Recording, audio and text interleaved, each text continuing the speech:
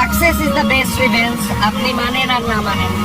কারণ আপনি লাইফে যখন কোনো কিছুই থাকবেন না, তখন আপনাকে কেউ 5 টাকা দিয়েও দাম দেবে না। আর যখন লাইফে আপনি সাকসেস হবেন, তখন আপনাকে যে দাম দেয় নাই, 5 টাকা দিয়ে আপনাকে কেউ হেল্প করে নাই, তারাও আপনার পিছনে ঘুরবে। কারণ আমি একটা সময় গেছে যে আমি লাইফে 10,000 টাকা স্যালারির জন্য আমি ঘুরছি, যখন আমি কলেজ লাইফে ছিলাম। আমি আমার ফ্যামিলিকে না জানে, কারণ আমি কখনোই চাই নাই যে আমার ফ্যামিলির টাকায় আমি চলবো। আমি সবসময় চাইছি যে আমি নিজের উপর ডিপেন্ডেন্ট থাকবো, আমি নিজের টাকায় সবকিছু করবো। আলহামদুলিল্লাহ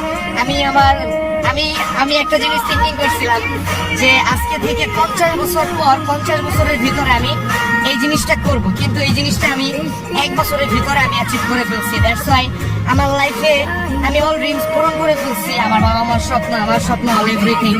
ঠিক আছে, আলহামদুলিল্লাহ ফর এভরিথিং। কারণ আসলে লাইফে আপনি আল্লাহর কাছে যা চাবেন তার থেকে 100 গুণ বেশি পাবেন, এটার প্রমাণ আমি নিজে। কারণ আল্লাহর কাছে লাখ লাখ শুকরিয়া।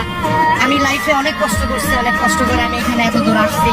মানুষ আমাকে চিনে জানে এখন, মানুষ আমাকে, যারা আমার মেসেজ ইগনোর করতো, আমি আমার ফেসবুকে, আমার যখন আগের আইডিটা ছিল, আমি মিনিমাম আমার ফেসবুকে ফ্রেন্ড ছিল 4500, মিনিমাম 4000 মানুষের কাছে আমি টাকা চাইছি, 500 টাকা, 1000 টাকা, কিন্তু আমি কারোর কাছে টাকা পাইনি যখন আমি অনেক ডিপ্রেশনে ছিলাম। আজকে যদি তোমার টাকা থাকে, তাহলে তুমি তোমার মা বাবার যোগ্য সন্তান। যদি তোমার টাকা থাকে, তুমি তোমার শ্বশুরের যোগ্য জামাই। যদি তোমার টাকা থাকে, তুমি তোমার বন্ধুদের বেস্ট ফ্রেন্ড। যদি তোমার টাকা থাকে, তুমি তোমার সমাজের আদর্শ সন্তান। আর এটাই বাস্তবতা। প্রেম যদি করতেই হয়, আল্লাহর সাথে করো। আরে প্রেম যদি করতেই হয়, আল্লাহর সাথে করো। ভালো যদি বাসতেই হয়, প্রিয় নবী হযরত মুহাম্মদ সাল্লাল্লাহু আলাইহি ওয়াসাল্লামকে বাসো। কোনো কিছুই পাওয়ার জন্য জোর জবরদস্তি করো না। আরে হ্যাঁ, কোনো কিছুই পাওয়ার জন্য জোর জবরদস্তি করো না। তুমি ততটুকুই পাবে যতটুকু আল্লাহ তোমার জন্য বরাদ্দ করেছে।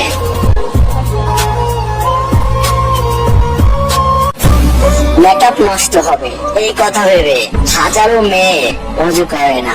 আরে হ্যাঁ, মেকআপ নষ্ট হবে এই কথা ভেবে হাজারো মেয়ে আছে অজু করে না। অজু করতে হবে এই কথা ভেবে কিছু মেয়ে মেকআপ করে না। কাকু, আগামীকাল মানুষের কাঁধে উঠে কবরস্থানে যাওয়ার চেয়ে আজ থেকে মসজিদে যাওয়া কি ভালো না? অবশ্যই। তোর একলা বিকেলের সঙ্গী হব, সাথে যদি রাখিস, তোর গোধূলিতে আমি রং চড়াবো সঙ্গে।